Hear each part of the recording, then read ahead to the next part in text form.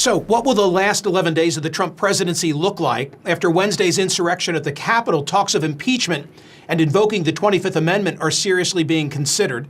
House Democrats are currently planning to introduce articles of impeachment against President Trump as soon as Monday, making it possible for a House vote to take place early to mid next week. The latest version includes one article, incitement of insurrection, with more support for impeachment this time than last, with 131 co-sponsors so far. This comes after House Speaker Nancy Pelosi told her caucus on a call on Friday afternoon that she prefers Trump resign or the 25th Amendment be invoked, also making clear that if neither happens, the House will impeach. And on Friday, the president tweeted he does not plan to attend President-elect Joe Biden's inauguration, not even one day after finally promising a peaceful transfer of power.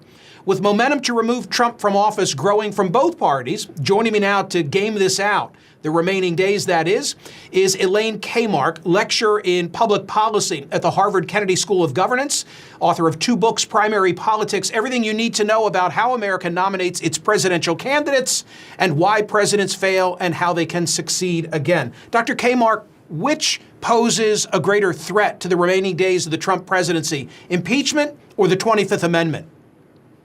Well, I think impeachment does, because the 25th Amendment has to be initiated by Vice President Pence and members of the cabinet. And there's no indication so far that any of them are going to go that route. So I think the 25th Amendment is pretty much off the table.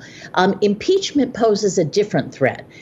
The House can easily get it done next week. The problem is the Senate isn't scheduled to come back into office until January 19th, the day before the inauguration. So, maybe they could have a trial at 9 o'clock on the morning of January 20th and have a vote. But this is awfully fast to get a trial. So it's not clear that even if the House impeached, it's not clear that the Senate could convict.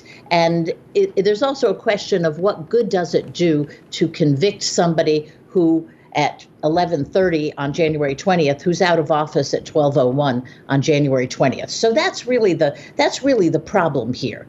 And I think they're looking for other things to do. I was going to say, I think an additional issue is whether you can impeach a president after she has left office. Interestingly, the fact checker in the Washington Post, Salvador Rizzo, wrote a piece 2 years ago in a different context on this issue. The legal community seemed to be unresolved. I wanted to ask you something else, though. I'm also thinking about President-elect Joe Biden, and that is, do Democrats really want this to be the issue precisely at the time when they're trying to turn a page and launch a new administration?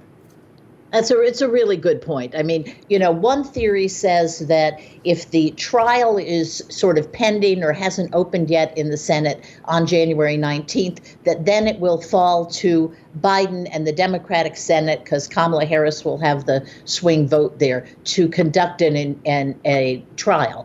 I'm not sure that Joe Biden really wants to do that. I'm not sure he wants to start his administration when there's so many other pressing things, like getting vaccines into the arms of Americans, than worrying about an impeachment trial. So if I were Joe Biden, I wouldn't be wild about that option. Dr. Kamarck, that tweet of the president, and I should have given up long ago trying to read his mind, but the one where he buys into, Catherine, put that up real quick again, where he buys into the peaceful transference of power and says, I'm not going to go to the inauguration. I interpreted that as him saying, I'm not going to the inauguration. I'm going to be quiet now, put my tail between my legs for the next 11 days. I know people are laughing. That has never been his style, but it seemed to me to be an effort to just ride out his time. You get the final word. Well, that's the way it seemed to me too. And as one commentator on CNN noted last night, it was like a hostage talking, because he Right. didn't seem have his heart in it. But I think there's another issue for the Congress, which is getting through the next 11 days without the president doing something extremely dangerous. That's mostly in foreign policy because, domestic policy, you need a lot of other actors to enact. So I think there's another issue on the minds of the Congress, which is how can we make sure that this guy, who is clearly a little unhinged or a lot unhinged, how can we make sure that in the next 11 days, he does not do something that is dangerous to the nation. And so there, I think, is another avenue which hasn't gotten a lot of attention. What kinds of constraints can they put on his power so that he doesn't spend these last 11 days wreaking havoc somewhere in the world? We know that Nancy Pelosi spoke to Milley, the head of the Joint Chiefs of Staff, yesterday, because everybody's worried about his state of mind and everybody's worried about him doing something rash and dangerous before he leaves on January 20th.